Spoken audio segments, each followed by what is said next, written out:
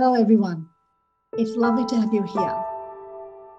I have a very special guest today. This beautiful lady and I, we met on an online forum for business people wanting to go more in depth in their understanding of their own business needs and what is keeping them stuck. And I met this lady and she was so fascinating, and I loved the topic that she was talking about. It's all about hypnosis. And before I introduce to you this beautiful lady, allow me first of all to acknowledge country. In the spirit of reconciliation, the moon in you acknowledges the traditional custodians of country throughout Australia and their connections to land, sea and community. We pay our respect to their elders past and present and extend that respect to all Aboriginal and Torres Strait Islanders people today. My guest is Lilli Hay, founder of Hypnosis by Lilli. Welcome, Lilli. Thank you so much for having me. What a beautiful introduction. Oh, look, it's my pleasure. I've been thinking about you for a very long time, and I'm so grateful that you have said yes to coming on to not only my podcast, but on a visual for my YouTube channel. So thank you. I can't wait to dive in. Before we ask you any questions, I just want to share a bit about your bio, if I can. After experiencing firsthand the benefits of hypnotherapy and being inspired by her passion for helping women, Lilli Hay started Hypnosis by Lilli in 2020. Dedicated to helping women overcome their inner limiting beliefs, Lilli has a special interest in issues of body image, disordered eating, self-esteem, confidence, and anxieties. Lilli, what a great mission. That is just amazing. Oh, thank you. And it is absolutely my mission, to help women to overcome those inner limiting beliefs is such a driver for me. And it's really nice to have that driver because it just sets the purpose and the tone for how you conduct business and how you go about everything. And I really do feel that, so strongly within my business. So I love it. And today of all days, we're on the eve almost of the new moon in Aries. Yeah. And I was sharing with you just prior to the podcast that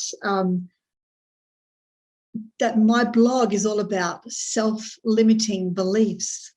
And the whole blog is about, like, when I was a child in 1976, I was 10 years old, and ABBA had just released one of their songs, Money, Money, Money. Yeah.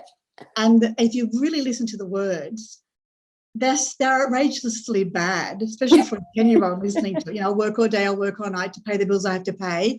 And she's looking for a man to pay everything. And she's like, and my questions were like, do I have to find a man who's really, this is 10 years old, do I have to find a man who's really strong and, wealthy in order for me to succeed in life? What bills do I have to pay? Oh, so full of anxieties just because of this one song. Yeah. The people now who have social media and all the stuff that's coming to them now. Yeah, it's wild. Oh, it's wild. And so this particular subject that your mission hangs its hat on, so endearing to me. So thank you so much. Thank you. My first question to you is, what made you interested in hypnotherapy? Yeah, such a good question. It isn't the sort of typical route, I suppose, for a 25-year-old girl. I got into hypnotherapy when I was about 19, I think, 18, 19, after struggling with an eating disorder. So I had anorexia for about 2 years or so. And, I saw psychologists and nutritionists and those kinds of things, which were helpful to sort of an extent. But I think for me, I needed a little bit deeper. And someone suggested to my mum, has Lilli tried hypnotherapy? And I kind of just said yes, like immediately. I think I thought that I would just go in and get hypnotized and come out like a new person. So I was like, yeah, I'll do it. Quick fix, great. But obviously that wasn't the case. But it was the thing that really got me good, and allowed me to understand myself, you know, on a whole new level, introduce me to things like meditation and mindfulness and your Oh, subconscious really? mind. Yeah. Okay. So yeah, Okay. before I got into even doing hypnosis, my therapist said, you've got to do meditation. Like, you need to do this every day for a week until we do it. Fantastic. That is Yeah. so holistically good of Yeah. that person to do that for you. Yeah, he was Just on amazing. that, because when I was 16, 17, I went down to 6.5 stone, which was 45 kilos. Yeah. And I didn't realize, and I didn't eat anything. I didn't want to eat anything because I was in love with this guy and I thought I was really ugly and I didn't have, well, I didn't know about anorexia. Is it anorexia dysphoria? What's the full name of it? Nervosa. Nervosa, thank you. My mum was just worried because I was just skin and bone, but and she just, you know, didn't know what to do. But as soon as I realized it as an adult that that's what I had, and that's probably where a lot of my anxieties I was sharing with you about my nail shredding had come from. And I'm 55 now, and so if I had 25 years ago you to help me through my anxieties, I may not be the woman that I am, like with all my little fur balls now. I mean, it's because you learn to live with your anxieties, you learn to live with them. As time goes by. So this is why I just love you so much, because you know, you can help so many women of your age to not have any of those problems moving forward, especially when menopause comes and you know, all that sort of you know, wonderful stuff that's waiting down the line for you. I know, wonderful stuff.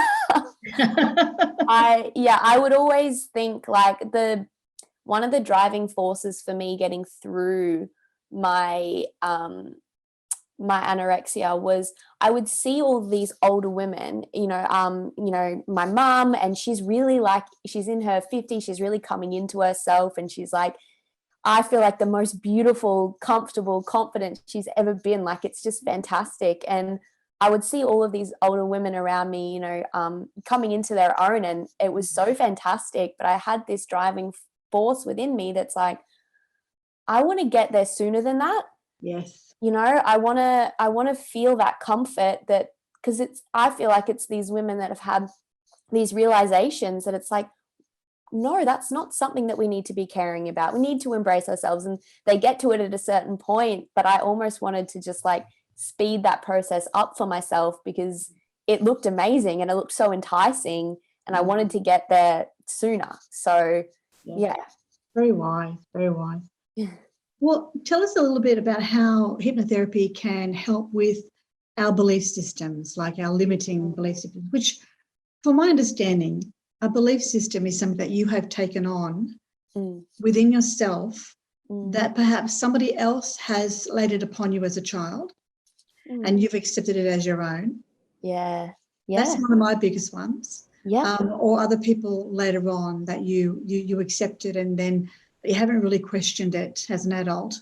And that to me is the biggest thing I've learned to get me through my menopause years, when I realized, if you look at photographs of me in my 40s, Lilli, I had almost black hair, I had dull eyes, and I was in pain. And, you know, because when my mum passed away as well, and there was lots of things happening, my body was changing, and I had no idea what was going on. I thought, this is just awful.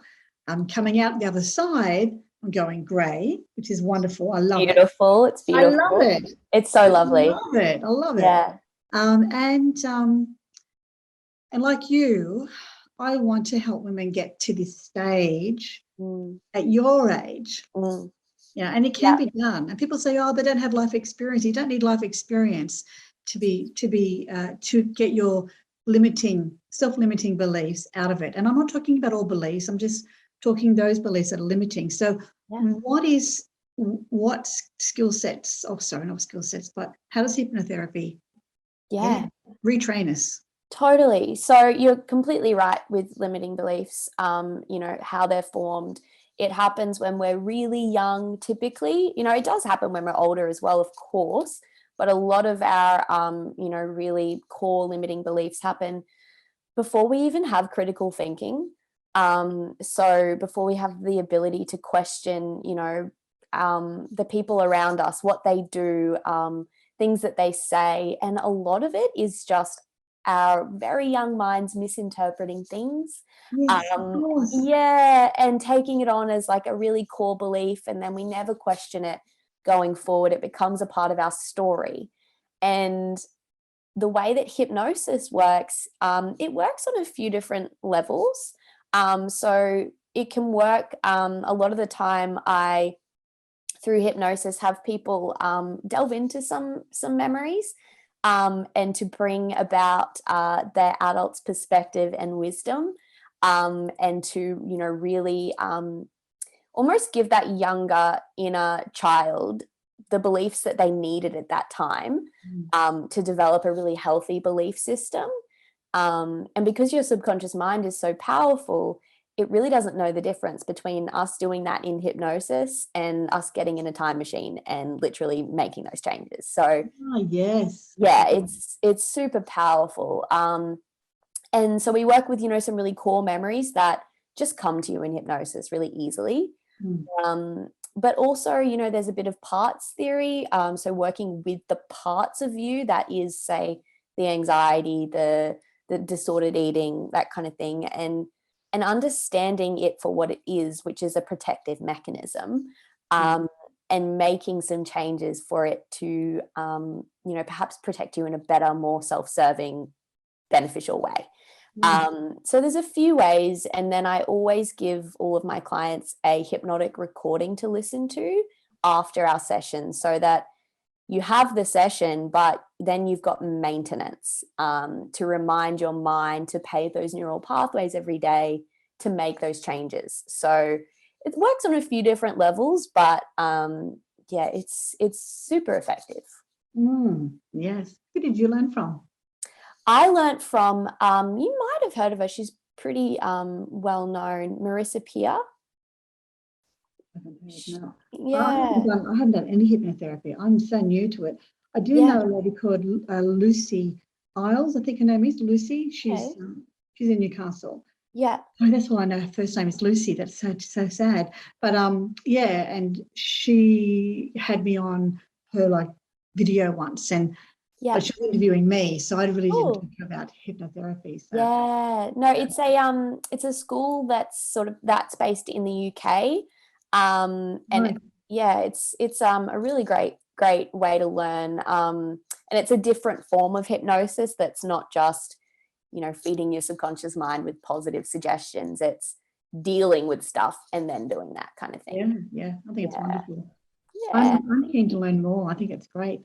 I want to talk a little bit about business, and being in business and being a woman in business sometimes can be tough.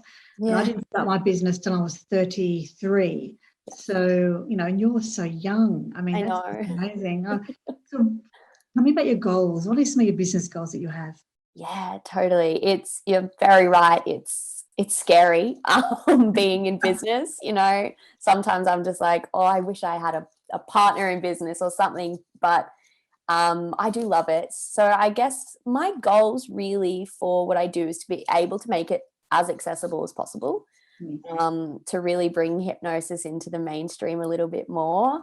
And so through my one-on-one sessions, definitely, like I'll always have my one-on-one sessions, but through courses like the Confidence Academy and the membership, the Happy Hub, to really be able to extend it to as many people as possible for them to be able to feel the benefits, and I suppose introduce them to ideas like mindfulness, the subconscious mind, all of those things, just to bring that as much into the mainstream as possible, I think that's probably my overarching goal, and to just help as many people as I can. But I do have really big goals for it, and my sights set quite high. Yeah. One of the things that I find interesting about the world of, what's the word?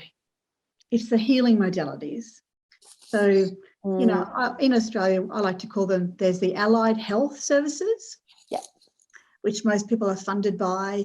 But then things like hypnotherapy and massage, aromatherapy, all those, there's a line in the sand. You have allied health and you have the healing health. Yes. You know what I mean? Yeah. So with allied health, most of the people go to that because it's mainstream and it's all scientific based and it's all, this is the right thing to do, and everything else about and over the other line seems to be viewed as a little bit woo-woo. Yeah. I disagree with that completely, because everything from allied health services started at some point in history with, herbs, and ancient medicines, and unfortunately they've just, not that they've hijacked it. We've improved because we're modern. We've moved in the times. But my personal belief is that there's room for both. Yeah. There's room to work with holistic healers and allied health workers together. Totally. Whether the government acknowledges that or not is irrelevant.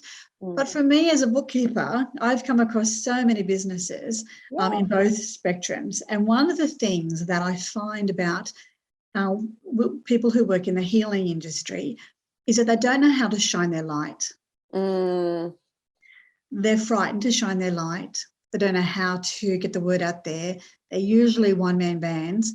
And, and so one of my purposes, one of my loves is to be able to shine a light, shine moonlight and sunlight on people like yourself, so that people know where you are, because there's somebody I know who's listening who will need you and want you. So that's my purpose for doing it. Amazing. Yeah. But I also want to expand a little bit more on those two business ideas that you have. Well, they're not ideas. I understand one of them is already there. So you called it the Confidence Academy. Yes. I mean, first of all, tell us about that. What is that and how do we get involved in that? Yeah, it's super exciting. So it's my 3-month course that I've created. I've already gone through one launch of it. Have you? Yeah, so I've had one 3-month course happen and it went really, really well. Yeah, so cool. So it's basically, as I said, a 3-month course, and the first month is on health and well-being. So we have a hypnosis session one-on-one, and then you've got the recording and online content. So just unblocking anything to do with health and well-being. So that can be habits, it can be, the way you feel about your body, like anything. And then the second one is relationships, and the third one is career and abundance.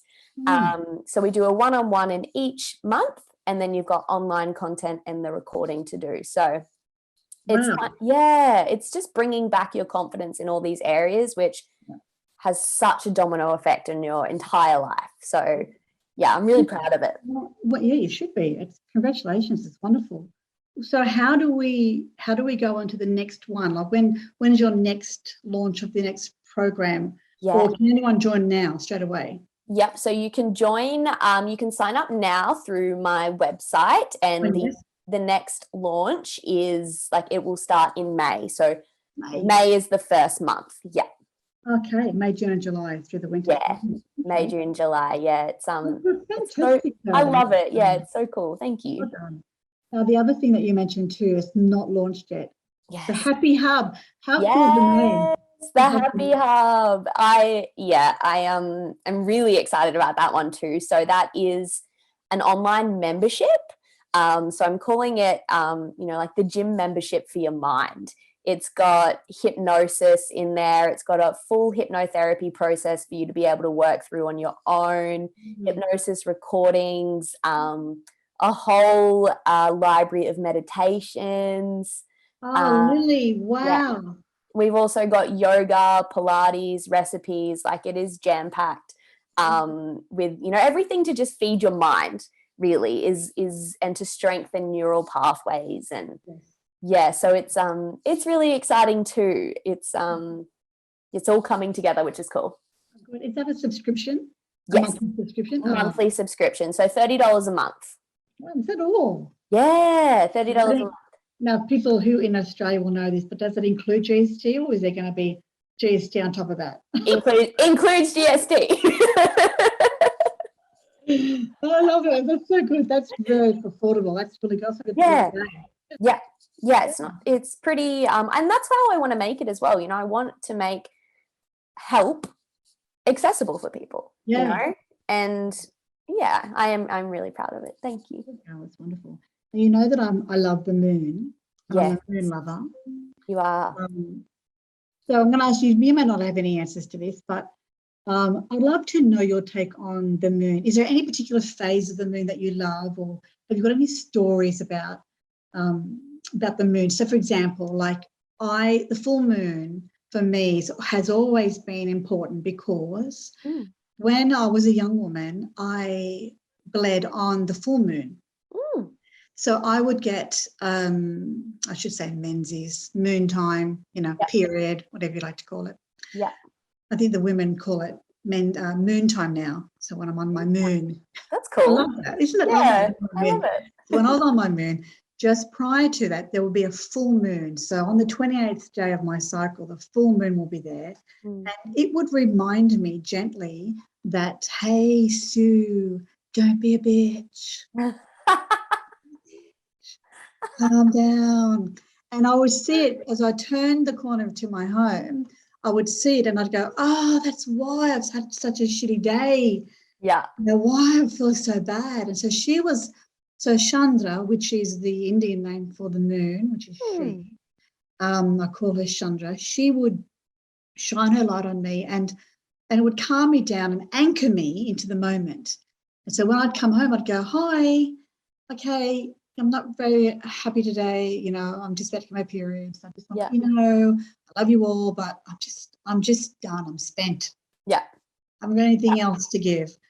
And everybody would know. And so this communication was important in a household. Yeah. Especially with your partner. And if I don't have children, but if you have children, it's important that they know as well. Yeah. And so she was the catalyst also for the app that I made, which is the Moon and You app, which is a tracker, so that people can say, well, when do you get? So you might bleed on the new moon, full moon, first quarter, whatever it is, and it's just an anchor. So that's my story. So do you have you don't have to talk about your periods or anything, but do you have a story that might inspire us in regards to how you use the moon in any way? Yeah, it's so interesting. I don't have a specific story, but I've always felt like this very special connection to the moon that I don't really have the words to explain. But I remember when I was younger, I was always really scared of the dark. I was a kid that hated sleeping alone. I was just scared of the dark. Would have to sleep with the light on. When we were out at night, I would feel quite scared. But I just remember specific times looking up and seeing the moon and feeling safe. And it brought just this sense of calm to me. I guess through its beauty, specifically a full moon, I just find incredibly beautiful, as I'm sure everyone does. But yeah, it always brought me a sense of like safety and calm and peace. And it still does. And it's only when I began sort of thinking about this after meeting you that I've actually like made that connection, that maybe that's why I've always felt sort of that, I don't know, love for the moon. But I think it just does, bring me a sense of like peace and calm. It's like this shining light that, I don't know, it's almost like that light in your bedroom that sort of makes you feel safe. It's kind of that thing. Yeah. So lovely. I love that because it's very ancestral, I think, because the moon throughout the ages has been one of those astrological bodies that, have illuminated fields for harvesting, illuminated, for festivities and stuff. And so we have human beings have such a relationship with the moon. But I also, as a child, I wanted to become an astronaut. Cool. Yeah, so when I was 13, I really wanted to, and I went to the high school, what do you call it, back then in the day, the careers advisor. Yeah. Who was actually the English teacher, and he was male.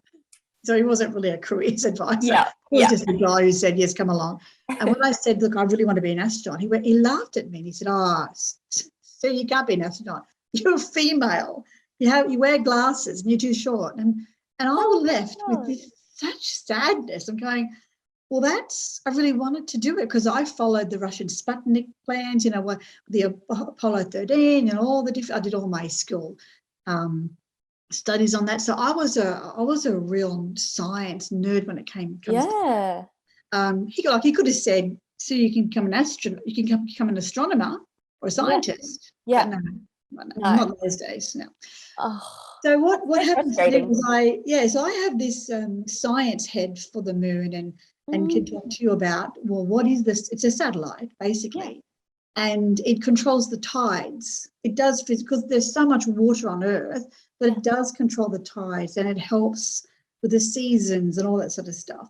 Whether the moon actually, there's no scientific proof to say that the moon actually affects us as human beings, as in the water and the stuff. But some women and some men believe that, and that's okay. I honour all teachings of the moon. Yeah.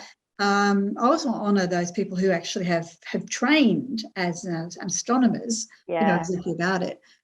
But I think as individual humans, as you've just shared with us, we each have a story and a connection, both ancestrally through our line, going back whenever. And if you believe in reincarnation or any karmic principles, we also have that tie. Some people don't believe in that, and that's okay. But I believe that we've been here before. My soul's been here before many, many times, and that's why we have relationships with the moon. But that's so interesting. Yeah, so having this relationship is so important, and it grounds us as being human beings, and it takes away the fear of death and the fear of not belonging, because we are part of this earth. We are born from the earth. So when we look up at the night sky, we are part of it all. We aren't separate, as a lot of people would have us believe, that we're separate. We're sitting above everything as human beings. We don't. We are intricately part of the whole. Yeah, and you feel that, I guess, there's it's like you say, hard to explain scientifically, but you feel it. And I think that's sort of how you feel that connection to the earth, to the moon, to and I think that's kind of what you've got to go by. How you feel. And getting back to sort of bringing it back to full circle to hypnotherapy, and for you, just as people would say, oh, the moon is only this, it's a rock, it was formed, blah, blah, blah, it has asteroids in it, blah, blah. People would think that, and I think they missed out on so much spiritualism and so much connection with our higher self in that regards. People also who just believe in allied health services, who would probably not appreciate hypnotherapy, they miss out on the opportunity to perhaps heal a couple of things within their own lives. Yeah. And so that's why you should be open to everything. I think so. And and I guess it's if there's things that aren't working for you, like for me it was psych wasn't really working for me, then give yourself the permission to explore things that might work for you. Yeah, absolutely. It comes back to self-limiting beliefs. If you believe only that modern medicine is going to work, then only modern medicine will work. Yeah. Because that's what you believe. And nothing that happens will happen. And if you believe that only this certain thing will work, then modern medicine might not work for you. Like the placebo effect. Yeah. I mean, the placebo effect is real. Yeah. You could take a pill believing that it's going to do such and such and such. Yeah. And just somehow miraculously, and it has been shown scientifically, that you will get better. Yep. It's certain research papers, It's the power of your subconscious mind is phenomenal. And there is, like, I think hypnotherapy sometimes is seen as a bit woo-woo or whatever, but it's 100% science, like all of it. So it's so much backing it, and I think if someone is scientifically minded, just have a look. Just do some Googling and you'll see the research. Yeah. I think the modality of hypnotherapy is rising.